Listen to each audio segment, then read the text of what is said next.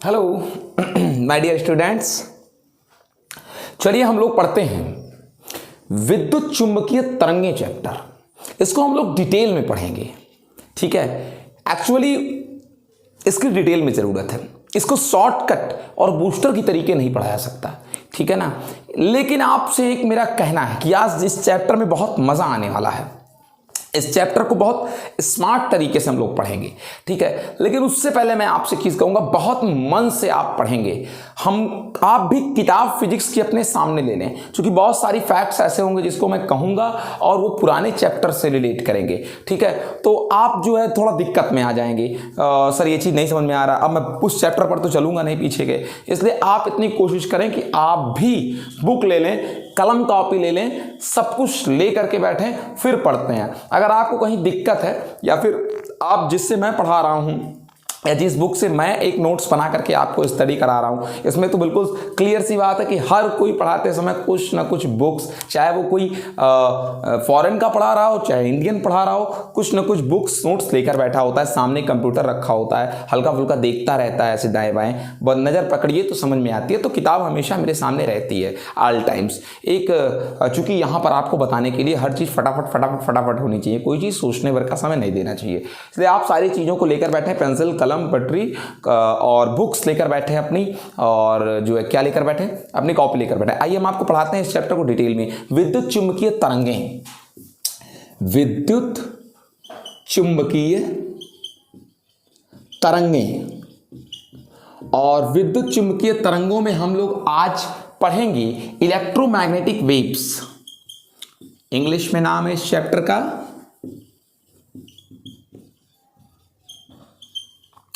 क्या पढ़ना है हम लोग को इलेक्ट्रोमैग्नेटिक वेव्स में। सबसे पहले क्या चीज़ पढ़नी है, एक्चुअली में इसके बारे में मैं आपको कुछ इंट्रो दूंगा पहले चैप्टर के बारे में, विद्युत चुंबकीय तरंगों जैसे चैप्टर के बारे में। हम अभी तरंगों के बारे में कुछ नहीं पढ़ेंगे, उन तरंगों के बारे में, इलेक्ट्रोमैग्नेटिक वेव्स के बारे में हम अभी कुछ नहीं पढ़ेंगे। आज हमारा जो चैप्टर है इसके इंट्रो के बारे में विधिवत डीपली पढ़ेंगे। इसके अलावा हम विद्युत चुंबकीय तरंगों की उत्पत्ति, उनके गुणों का कहाँ से ओरिजिनेशन है, उनकी प्रॉपर्टीज कहाँ से निकल कर आती हैं, उनके पहचान क्या है, कैरेक्टर्स क्या हैं, इन सारी चीज़ों को हम लोग पढ़ेंगे इसमें। आइए शुरुआत करते हैं चैप्टर की।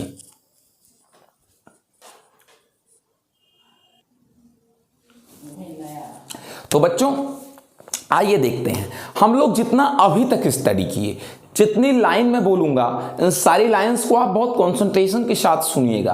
हम आपसे क्या चीज़ कह रहे हैं, एक्चुअली हम लोग इस चीज़ को पढ़ चुके हैं कि जो करंट होता है वो मैग्नेटिक फील्ड जनरेट करता है। इलेक्ट्रिक करंट चुंबकीय क्षेत्र उत्पन्न करता है, ये हम लोग पढ़ चुके हैं कि electric current magnetic field generate करता है। विद्युत धारा का चुंबकीय प्रभाव चैप्टर में, magnetic effect of electric current. अब उसके बाद क्या चीज कहते हैं, विद्युत चुंबकीय प्रेरण जैसी घटना, इलेक्ट्रोमैग्नेटिक इंडक्शन जैसी हैपनिंग इस चीज को प्रमाणित करती है कि विद्युत धारा चुंबकीय क्षेत्र उत्पन्न करता है। विद्युत चुंबकीय प्रेरण जैसे चैप्टर्स में जो हम लोगों ने पढ़ा वो ये बताते हैं। अब एक चीज हम आपसे कहें, आपने ये भी पढ़ा है कि अगर दो धारावाही चालक हों, दोनों में चाहे करंट सेम डायरेक्शन में फ्लो हो और चाहे अपोजिट डायरेक्शन में, तो दो समान धारावाही चालक तारों के बीच या दो धारावाही चालक तारों के बीच ये भी आपस में प्रतिकर्षण अथवा क्या लगाते हैं, आकर्षण लगाते हैं। ये भी हम देख चुके हैं। हम ये भी देख चुके हैं कि अगर परिवर्तनशील चुंबकीय क्षेत्र हो, परिवर्तनशील चुंबकीय क्षेत्र हो तो वो विद्युत क्षेत्र उत्पन्न करता है। अगर मैग्नेटिक फील्ड बदलता रहे तो वो विद्युत क्षेत्र उत्पन्न करता है। आपने देखा है इस चीज को क्या, ये देखिए, एक बंद कुंडली लेते थे हम लोग, क्लोज्ड कॉइल लेते थे और इसके पास लेकर आते थे मैग्नेट को, अथवा इससे कहां ले जाते थे, दूर ले जाते थे मैग्नेट को। पास लाने पर अथवा दूर ले जाने पर इसमें करंट फ्लो हो जाता था। देखा है कि जब किसी चुंबक को अथवा चुंबक के ध्रुव को किसी बंद कुंडली के पास लाते अथवा उससे दूर ले जाते हैं तो उस बंद कुंडली में करंट फ्लो होता है। यानी बदलता हुआ चुंबकीय क्षेत्र वैद्युत क्षेत्र क्या कर सकता है, उत्पन्न कर सकता है। यह हम लोगों ने पढ़ा है। ओके, अब मैक्सवेल सोचते हैं, he thinks about this what, कि अगर ये सारी चीजें हैं तो हमारी प्रकृति में सममितता है, एक्शन का रिएक्शन है, यह भी सममितता है, सिमेट्रिसिटी है। तो अगर बदलता हुआ चुंबकीय क्षेत्र, चुंबक को पास लाना या फिर मैग्नेट को दूर ले जाना, अगर changing magnetic fields electric field generate कर सकता है, करंट इसमें जनरेट कर सकता है, तो वैद्युत क्षेत्र उत्पन्न कर सकता है, तो इसका उल्टा भी होना चाहिए। यानी क्या कि परिवर्ती वैद्युत क्षेत्र, बदलता हुआ इलेक्ट्रिक फील्ड चुंबकीय क्षेत्र भी उत्पन्न करे। अगर ये देखे हैं आप लोग, मैं दिखाया हूं इसको आपको, अगर मैग्नेट को इसके पास लाते हैं या फिर इससे दूर ले जाते हैं तो इसमें करंट फ्लो होने लगता है। तो पास लाना या फिर दूर ले जाना, चुंबकत्व को बढ़ाना है पास लाने पर, दूर ले जाने पर घटाना है। अगर बदलता हुआ चुंबकीय क्षेत्र वैद्युत क्षेत्र उत्पन्न कर सकता है तो इसका उल्टा भी होना चाहिए। यानी वैद्युत क्षेत्र अगर परिवर्ती हो, चेंजिंग इलेक्ट्रिक फील्ड हो, इलेक्ट्रिक फील्ड अगर चेंजिंग हो तो उसे भी मैग्नेटिक फील्ड जनरेट करना चाहिए, चुंबकीय क्षेत्र उत्पन्न करना चाहिए। ठीक है ना, ऐसा मैक्सवेल का सोचना था। अब फिर उन्होंने क्या किया, ध्यान दीजिएगा, अब मेरे स्टेटमेंट को बहुत क्लियरली, बहुत कंसंट्रेटिव वे से देखिएगा। मैक्सवेल ने क्या किया, मैक्सवेल ने एक समय के साथ परिवर्ती धारा आई, चेंजिंग विथ टाइम, समय के साथ परिवर्तनशील धारा से जुड़े हुए संधारित्र, समय के साथ परिवर्तनशील धारा से जुड़े हुए क्या, संधारित्र, कैपेसिटर से जुड़े हुए क्या बेटा, संधारित्र के बाह्य बिंदु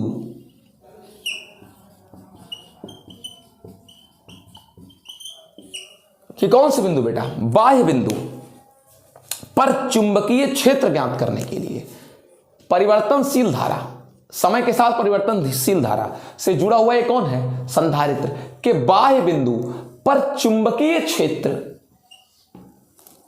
ज्ञात करने के लिए, पर चुंबकीय क्षेत्र क्या करने के लिए, ज्ञात करने के लिए, इस बिंदु पर चुंबकीय क्षेत्र ज्ञात करने के लिए एम्पियर के परिपथीय नियम का प्रयोग किया। यहां पर चुंबकीय क्षेत्र ज्ञात करने के लिए संधारित्र के बाहर, और वो भी परिवर्तनशील धारा के कारण चुंबकीय क्षेत्र ज्ञात करने के लिए एम्पियर के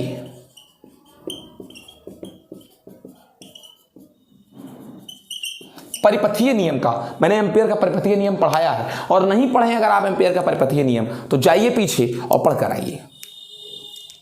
एम्पियर के परिपथीय नियम का प्रयोग किया, और जब एम्पियर के परिपथीय नियम का प्रयोग किया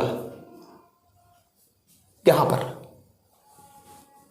तो उन्होंने एक विसंगति पाई, उनको एक फॉल्ट मिल गया जब यहां पर वो चुंबकीय क्षेत्र निकाल रहे थे, एक फॉल्ट मिल गया उन्हें। बहुत ध्यान से देखिए, बहुत ध्यान से, उनको एक कमी नजर आई एम्पियर के परिपथीय नियम में।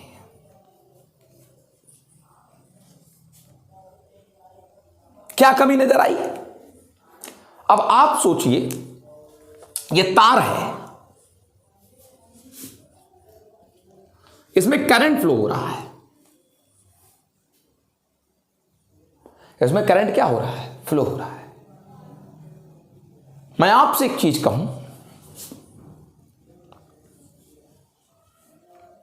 यहां पर जो चुंबकीय क्षेत्र हो, जितना भी चुंबकीय क्षेत्र है, यहां से कितनी दूरी पर, r दूरी पर, उतना ही चुंबकीय क्षेत्र फिर r दूरी पर यहां के बिंदु पर भी तो होना चाहिए।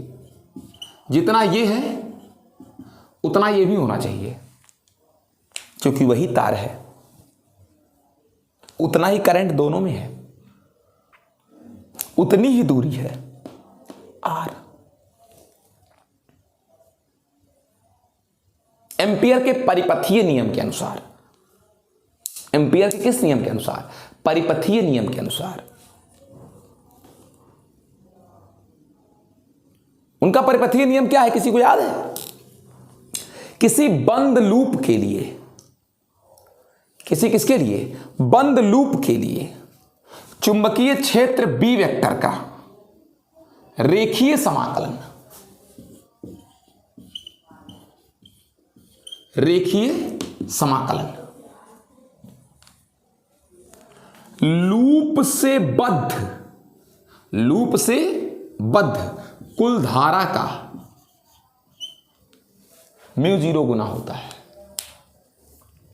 ये आपने पढ़ा है, धैर्य रखिए, पेशेंस रखिए, समझ में आएगा। टॉपिक थोड़ा सा सरल ज्यादा है, और इतना ज्यादा सरल है, इतना ज्यादा इजी है कि आदमी सोचता है कि कैसे समझें इसको। कोई चीजें बहुत हार्ड होने के कारण इजी होती हैं, और कुछ चीजें बहुत हार्ड होने के कारण नहीं समझ आती, और कुछ चीजें बहुत इजी होने के कारण भी। तो ये बहुत इजी वाला है, इसलिए ऐसा हो रहा है। तो मैं आपसे क्या कह रहा हूं, ध्यान दीजिए। क्या कहा था इन्होंने कहा था, ध्यान दीजिए, किसी बंद लूप के लिए चुंबकीय क्षेत्र का रेखीय समाकल। ये बंद लूप है, बंद लूप, एक बंद लूप है। मान लीजिए एक तार के चारों ओर है, ये इस तार से होकर क्या गुजर रही है, धारा, और यही दूरी है कितनी बेटा, r। ध्यान से, यही दूरी कितनी है, r। यहां पर चुंबकीय क्षेत्र, यहां पर क्या चुंबकीय क्षेत्र, बी वेक्टर है। बी वेक्टर का रेखीय समाकलन, यानी कि B vector dot d r vector, रेखीय समाकलन। इस लूप द्वारा घेरी गई संपूर्ण धारा का कितना गुना होता है, μ0 गुना होता है। यह निर्वात की क्या है, विद्युतशीलता है। समझ गए, सब लोग समझ गए। फिर से देखो, बहुत सरल है ये, देखिए फिर से। मान लीजिए ये लूप है,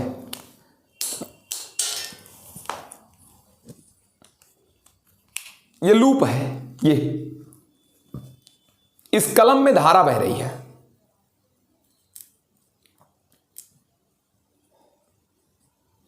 इस कलम में क्या बह रही है, धारा नीचे से घुस रही है, ऊपर क्या कर रही है, बाहर निकल, नीचे से प्रवेश कर रही है धारा, ऊपर से कहां निकल रही है, बाहर।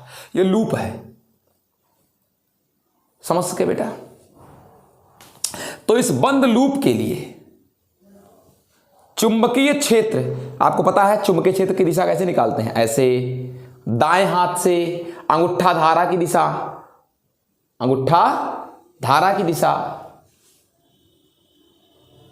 और अंगुलियां उस बिंदु की ओर संकेत करें जहां पर क्या निकालना है, चुंबकीय क्षेत्र। यहां पर क्या निकालना है, चुंबकीय क्षेत्र। ठीक है। तो हथेली से धक्का देने की दिशा में क्या होगा, चुंबकीय क्षेत्र की दिशा। तो ये यहां निकालना है, तो इस बिंदु की ओर संकेत करें, धक्का इधर ही दोगे, तो ये स्पर्शी की दिशा में चुंबकीय क्षेत्र होगा। तो चुंबकीय क्षेत्र का रेखीय, dr का मतलब रेखीय समाकलन, इस लूप के द्वारा जितनी धारा आबद्ध है और μ0 निर्वात की विद्युतशीलता गुणनफल की क्या होता है, बराबर। तो अब ये देखिए कि हम कहते हैं ये तार है, लूप चाहे यहां हो और लूप चाहे यहां हो, लूप है तो वही, लूप में परिवर्तन नहीं हो रहा है। जितनी दूरी यहां, ये गौर करिएगा थोड़ा सा, थोड़ा मैटर क्रिटिकल है। यहां से यहां तक की दूरी, यहां से यहां तक की दूरी, त्रिज्या सेम ही तो है, चाहे यहां पर रखो लूप को और चाहे लूप को यहां ले आओ, त्रिज्या तो सेम है। ठीक है, तो चाहे ये देखो लूप वही है, चाहे यहां रखो चाहे यहां रखो, दोनों जगहों पर क्षेत्र क्या आना चाहिए? समान आना चाहिए। दोनों जगहों पर क्षेत्र क्या आना चाहिए? समान होना चाहिए। समझ गए इस चीज को? आप ध्यान दीजिए। लेकिन उन्हें एक विसंगति मिली। इन्हें एक क्या मिली? विसंगति मिली। किसको एक विसंगति मिली? किसको एक विसंगति मिली? मैक्सवेल को। लास्ट बार कह रहा हूं, यह है तार, इसमें बह रही है धारा, ये एक लूप, ये एक लूप। अगर एम्पियर के परिपथीय नियम को लगाएं, ये है एम्पियर का परिपथीय नियम, अगर इसको लगाएं तो यहां पर चुंबकीय क्षेत्र और यहां पर चुंबकीय क्षेत्र दो, अगर लूप ये त्रिज्या सेम है, त्रिज्या क्या है? सेम है, तो दोनों जगह चुंबकीय क्षेत्र भी क्या मिलना चाहिए? सेम मिलना चाहिए। लेकिन जब मैक्सवेल ने समय पर आश्रित परिवर्तित धारा, समय के अनुसार चेंज होने वाले करंट के कारण संधारित्र के बाहर यहां पर चुंबकीय क्षेत्र निकाला और फिर जब यहां पर चुंबकीय क्षेत्र निकाला, दोनों लूप समान आकार के, जो आकार इसका वही आकार इसका, जब दोनों जगहों पर चुंबकीय क्षेत्र निकाला तो बराबर नहीं आया। यही विसंगति मिली किसको? मैक्सवेल को। यही विसंगति मिली कि लूप के बाह्य बिंदु और लूप के आंतरिक क्या कह रहे हैं, संधारित्र के बाहर एक बिंदु और संधारित्र के अंदर एक बिंदु, दोनों पर चुंबकीय क्षेत्र समान नहीं मिला। मैं भी दिखाऊंगा इसको आपको। यह विसंगति थी, ऐसा नहीं होना चाहिए। तार के लिए भले बीच में संधारित्र आ गया है, क्या हुआ? संधारित्र आ गया तो संधारित्र आ गया तो क्या हुआ? इन दोनों जगहों पर चुंबकीय क्षेत्र समान होना चाहिए, लेकिन ऐसा नहीं हुआ। ऐसा नहीं हुआ तो कहीं कुछ कमी है रूल में। किसके रूल में? एम्पियर के परिपथीय नियम के। और इस विसंगति को दूर करने के लिए उन्होंने सुझाव दिया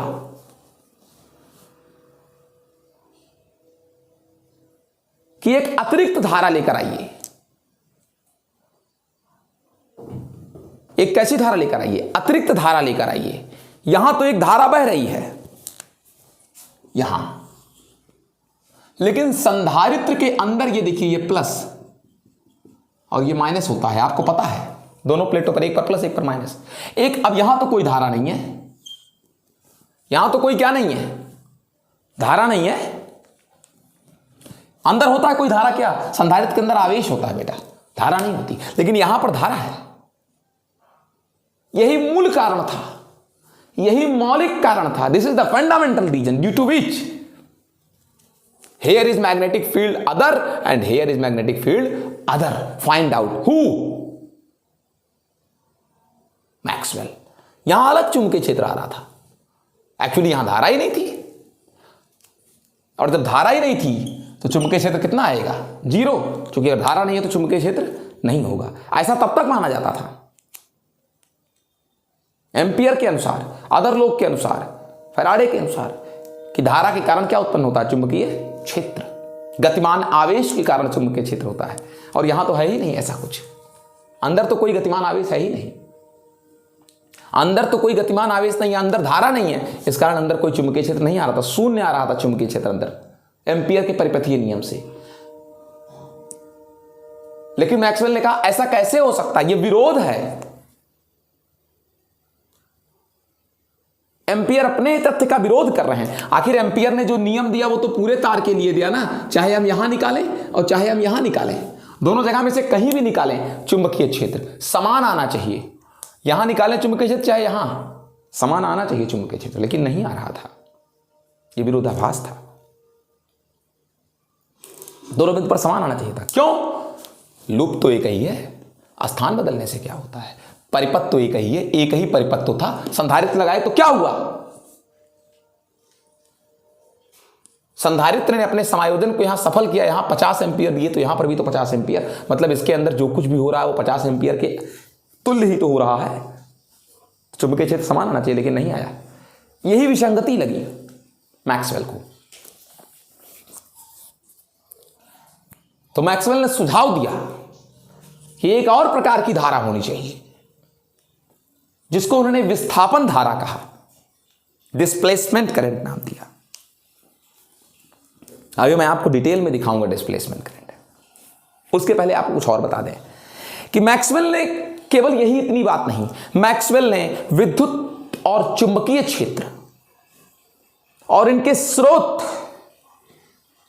कि कहां से विद्युत क्षेत्र आया, कहां से चुंबकीय क्षेत्र आया, ध्यान दीजिएगा, आवेश, धारा घनत्व, इन सबको एक साथ मिला दिया। विद्युत क्षेत्र, चुंबकीय क्षेत्र, इनके स्रोत, आवेश और धारा घनत्व, इन सबको सम्मिलित कर दिया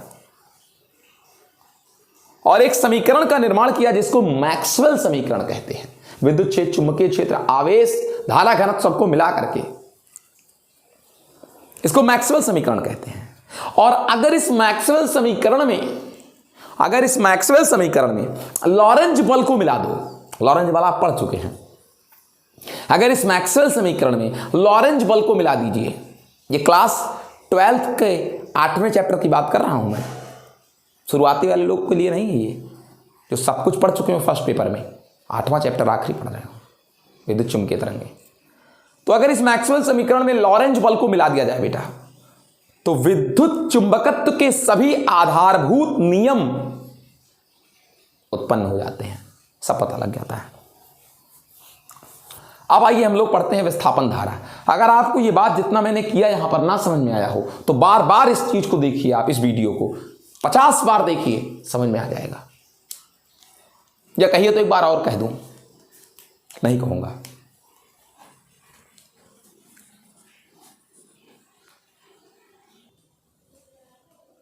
देखिए बेटा, विस्थापन धारा में क्या कहते हैं, गौर कीजिएगा।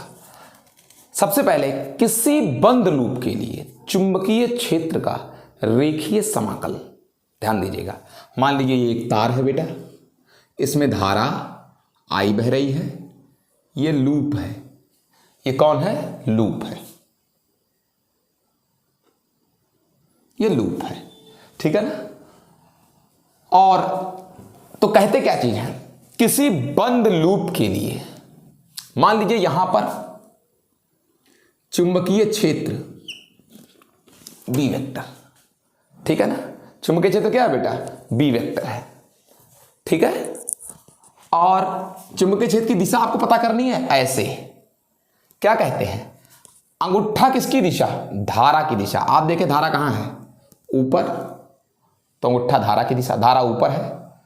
और ये देखिए अंगुलियां उस बिंदु की ओर संकेत करें जहां चुंबकीय क्षेत्र निकालना है। चुंबकीय क्षेत्र यहां निकालना है, मुझे यहां निकालना है, चुंबकीय क्षेत्र की दिशा यहां निकालनी है। तो ये अंगुलियां वहीं संकेत कर रही हैं, इसी बिंदु की ओर संकेत कर रही है अंगुलियां, इसी बिंदु की ओर। तो हथेली से धक्का देने की दिशा में, धक्का देने की दिशा में, धक्का देने की दिशा में चुंबकीय क्षेत्र होगा। ये देखिए, मान लीजिए ये कलम की नोक कहां है? ऊपर की ओर। अगर कलम की नोक ऊपर है तो धारा ऊपर, मुझे यहां पर चुंबकीय क्षेत्र की दिशा निकालनी है, यहां पर, तो ऐसे कर दिया अंदर की ओर, ठीक। यही है चुंबकीय क्षेत्र की दिशा। तो क्या कहते हैं, मान लीजिए छोटी सी दूरी यहां पर, ये छोटी सी दूरी dr वेक्टर है, तो चुंबकीय क्षेत्र का रेखीय समाकल, चुंबकीय क्षेत्र का क्या? रेखीय समाकल। लूप के लिए, धारावाही चालक के चारों ओर लूप के लिए चुंबकीय क्षेत्र का रेखीय समाकलन उस लूप द्वारा परिबद्ध संपूर्ण धारा का μ0 गुना होता है। कितना गुना होता है बेटा? म्यू जीरो गुना होता है। जहां म्यू जीरो निर्वात की चुंबकशीलता है, जहां म्यू जीरो निर्वात की चुंबकशीलता है। इतनी बात अगर आपको समझ में आई हो तो अब आगे की चर्चा हम लोग करते हैं बेटा। विस्थापन धारा को समझने के लिए बेटा हम मान लेते हैं कोई संधारित्र है, ये कोई संधारित्र है। हम लोग इसके आवेशन की प्रक्रिया पर विचार करेंगे। कैसे इसको आवेशित करते हैं? एक तार से जोड़ देते हैं, परिपथ है ये कोई बेटा, और जब तार से जोड़ देते हैं और इसमें जो धारा बह रही है वो समय के साथ परिवर्तनशील है। जैसे जैसे समय बदलता है धारा भी क्या हो रही है? बदल रही है। ठीक है, हम करते क्या हैं, इस संधारित्र के बाहर किसी बिंदु मान लेते हैं P, इस बिंदु P पर ही हम चुंबकीय क्षेत्र ज्ञात करेंगे, वो भी एम्पियर के किस नियम से? परिपथीय नियम से। इस बिंदु P पर ही हम चुंबकीय क्षेत्र ज्ञात, यहां पर चुंबकीय क्या ज्ञात करेंगे बेटा? मान लीजिए यहां पर ना ज्ञात करके, यहां पर नहीं, तार पर नहीं, तार पर कोई क्षेत्र नहीं होता, यहां है वो बिंदु P, यहां पर वो बिंदु P है, यहां पर वो बिंदु P है, इस पर हम चुंबकीय क्षेत्र ज्ञात करेंगे।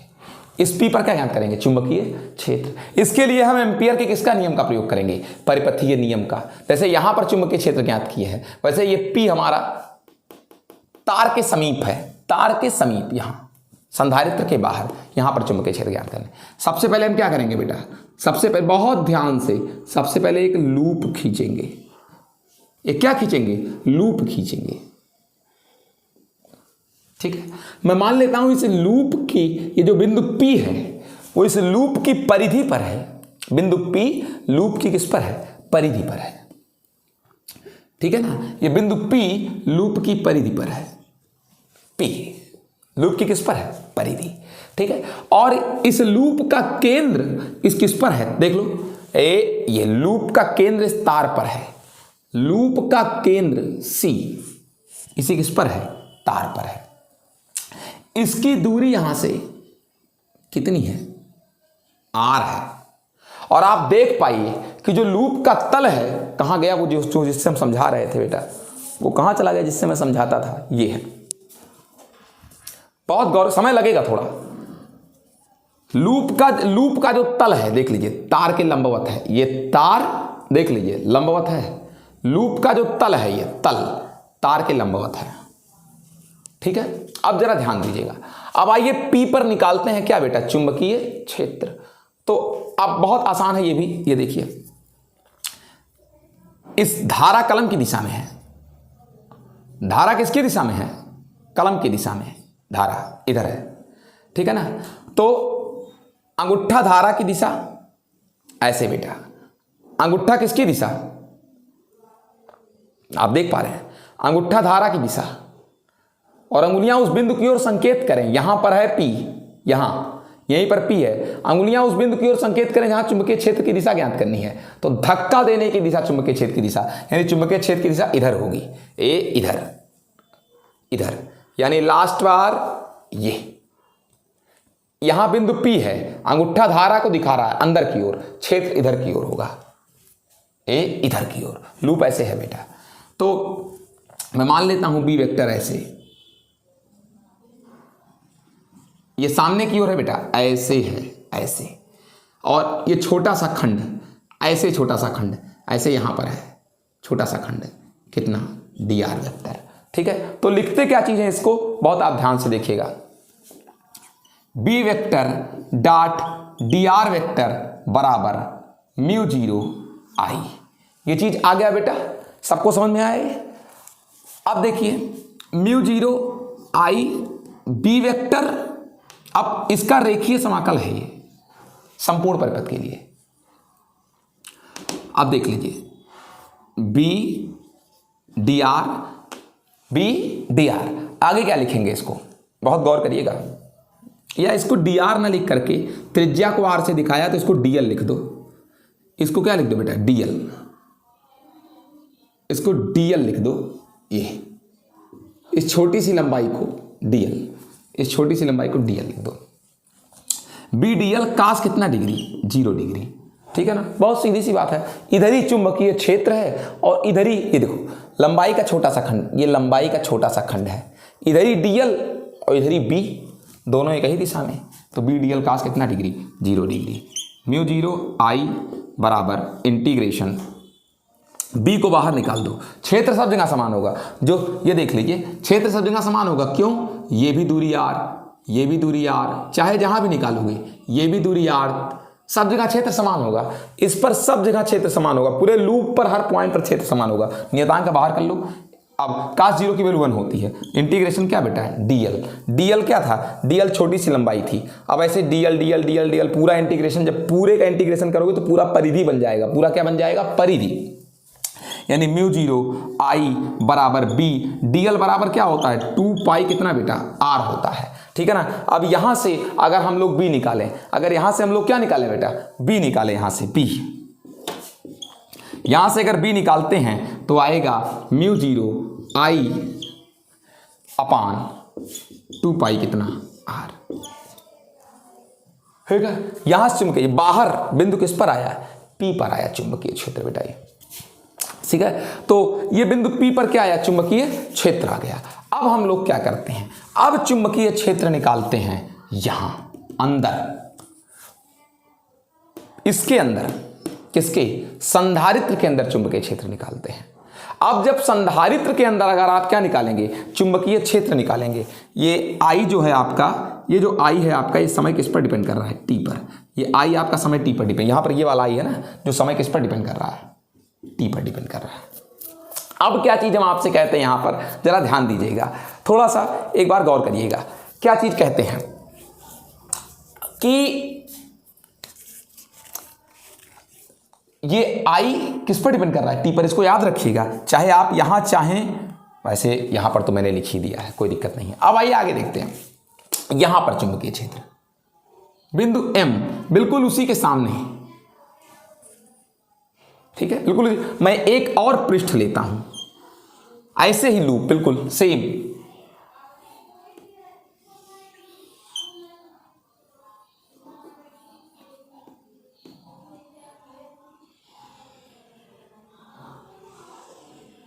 सेम लूप लिया बिल्कुल।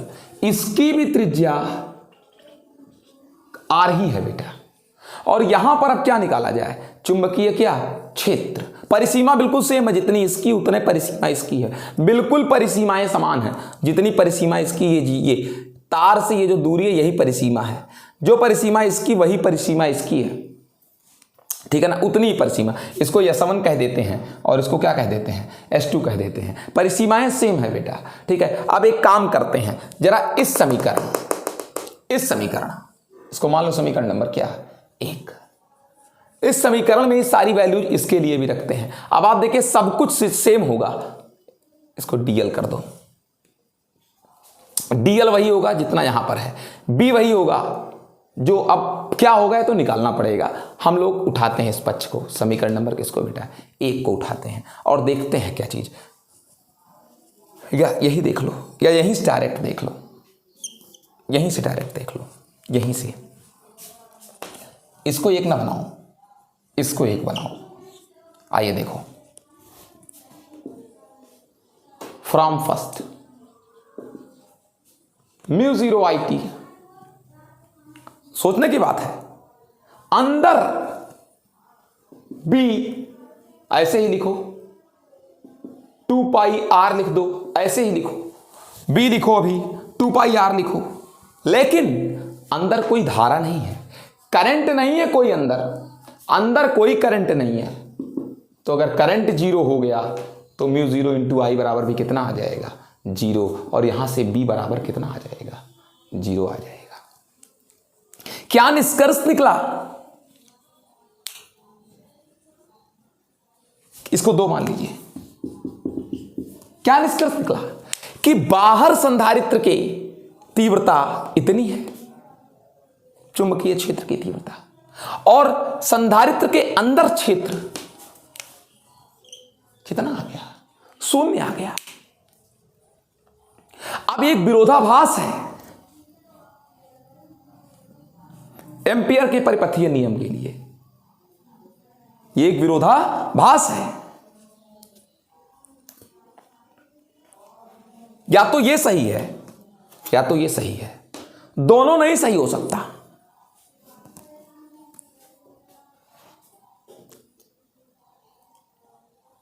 यानी कुछ दिक्कत है, क्योंकि एम्पियर का परिपथीय नियम तो सही होना चाहिए, समान होना चाहिए सब जगह, चाहे हम कहीं पर भी निकालें, इस पर निकालें, इस पर निकालें, इस पर, अगर परिसीमाएं समान हैं, ये परिसीमाएं अगर समान हैं, आर त्रिज्या की आर त्रिज्या की आर त्रिज्या की वही तार है, सब में धारा भी सेम है, अगर ये त्रिज्याएं समान है, परिसीमाएं समान है, तो सभी बिंदु पर क्षेत्र समान होना चाहिए। ये भी परिसीमाएं समान थी, बस एक संधारित्र के बाहर था, एक संधारित्र कहां था, अंदर था।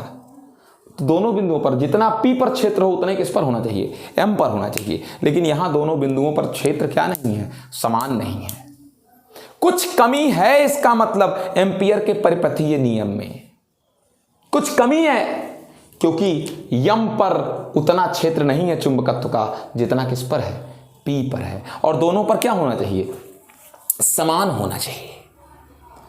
तो ऐसा क्यों हुआ, एम्पियर के परिपथीय नियम को लगाने पर ऐसा क्यों हुआ? यानी एम्पियर के परिपथीय नियम में कुछ ऐसा है जो कमी है, कुछ छूट गया है एम्पियर के परिपथीय नियम में। हार्ड लग रहा होगा आपको, टॉपिक हार्ड नहीं है, समझें। अगर इस बात को समझते हैं तो फिर इसको आपको समझना चाहिए, इस बात को अगर समझते हैं आप। आखिरी बात, वही तार, हम कहते हैं ये एक चूड़ी और उतनी बड़ी चूड़ी ये भी, तो दोनों चूड़ियों पर केंद्र से दूरियां तो समान है यार। अगर केंद्र से दूरियां समान है, दोनों में धारा समान है, तो दोनों पर चुंबकीय क्षेत्र भी तो समान होना चाहिए, लेकिन नहीं है वो चीज। यहां पर और यहां पर चुंबकीय क्षेत्र समान नहीं है, यानी कुछ फॉल्ट है एम्पियर के परिपथीय नियम में। क्या फॉल्ट है एम्पियर के परिपथीय नियम में? क्यों नहीं तीव्रता समान आई P पर और किस पर, M पर? तीव्रता समान क्यों नहीं आई? क्या कमी है दोनों में, क्या अंतर है? क्योंकि यहां तो हमको धारा मिल रही है, जो धारा एंट्री ली वो धारा बाहर निकल रही है, मतलब बीच में धारा है, लेकिन यहां तो हमको कोई धारा नहीं दिख रही। इसी कारण क्षेत्र कितना हो गया, 0 हो गया। यहां धारा एंट्री ले रही है और यहां धारा कहां निकल रहा है, बाहर निकल रहा है। यहां से नहीं तो आप ढूंढते रहेंगे वीडियो, फिर जान लीजिए विस्थापन धारा के लिए आपको समझ में नहीं आएगा। अगर आप यहां नहीं अच्छे समझ रहे हैं तो आप इस हेडिंग को ढूंढते रहेंगे, नहीं समझ में आएगा कहीं पर भी। तो क्या समझने की कोशिश करिए कि यहां धारा एंट्री ले रही, यहां धारा कहां निकल रही है, बाहर, तो बीच में धारा है, क्षेत्र क्यों 0 हुआ? अंदर क्षेत्र 0 है क्योंकि हमने रख दिया कि धारा अंदर है ही नहीं है, क्योंकि संधारित्र के अंदर आवेश होता है, धारा नहीं होती, धारा नहीं है इसलिए। और धारा जब आपने 0 कर दिया, जब आपने धारा 0 कर दी तो B का मान भी कितना आ गया, 0 आ गया। कुछ कमी है, कोई पद छूट गया है अंदर। क्यों दोनों जगहों पर क्षेत्र अलग अलग मिला, क्यों P पर इतना मिला और M पर 0? यहां और यहां क्षेत्र समान होना चाहिए, लेकिन ऐसा नहीं हुआ, जबकि सब कुछ है तो एक ही सिस्टम। यहां कौन सी कमी है कमी, ध्यान दीजिए कौन सा कमी है। यहां पर कुछ कमी हुई है एम्पियर के परिपथीय किसमें, नियम में। कुछ क्या हुई है, कमी। सोचिए फिर बताइए।